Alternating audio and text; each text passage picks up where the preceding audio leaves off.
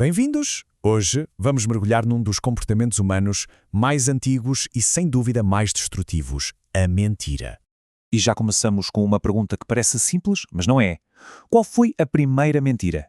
A resposta a isso, acreditem, prepara o cenário para um conflito cósmico gigantesco entre a verdade e o engano. Para a gente entender o poder que a mentira tem, precisamos fazer uma viagem no tempo, voltar lá para o começo e perceber como ela é definida não apenas como um erro, sabe? Mas como um ato deliberado, um ato moral e espiritual.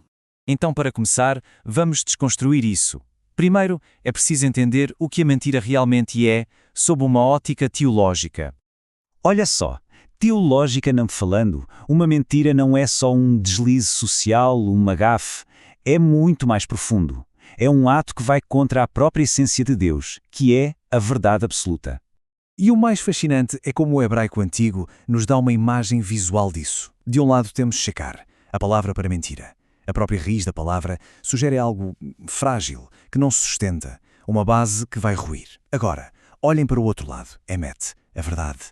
As letras dessa palavra têm bases largas, sólidas. Elas simbolizam estabilidade, fidelidade, a própria realidade. É visual.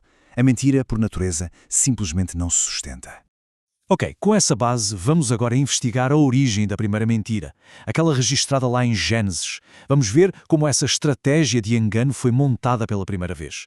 A estratégia usada no Jardim do Éden, ela revela um padrão que, sinceramente, é atemporal. É um manual de 3 passos de como o engano funciona.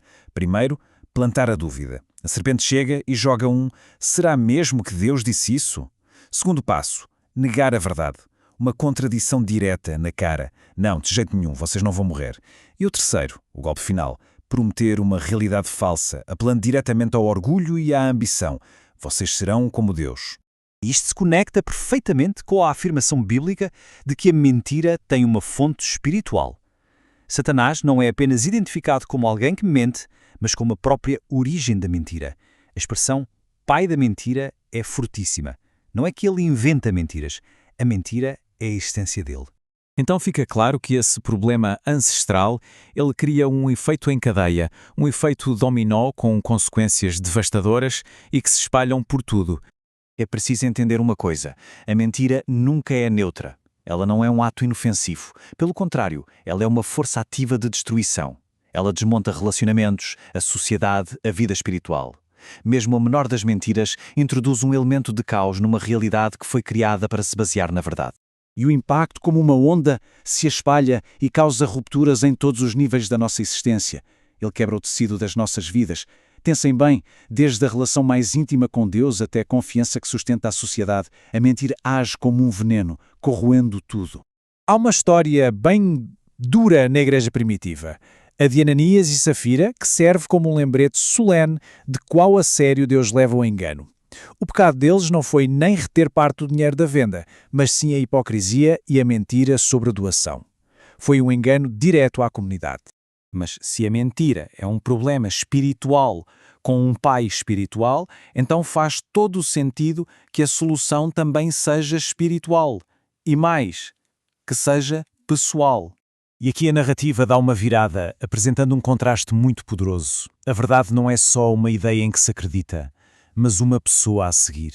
A batalha não é entre conceitos abstratos, mas entre duas fontes espirituais totalmente opostas. A própria declaração de Jesus reenquadra toda a batalha. Não se trata de escolher declarações verdadeiras, mas de se alinhar com aquele que encarna a própria verdade.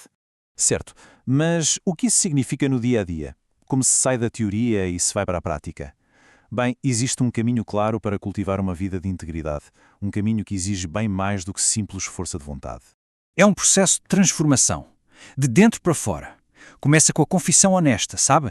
Admitir o engano, sem desculpas.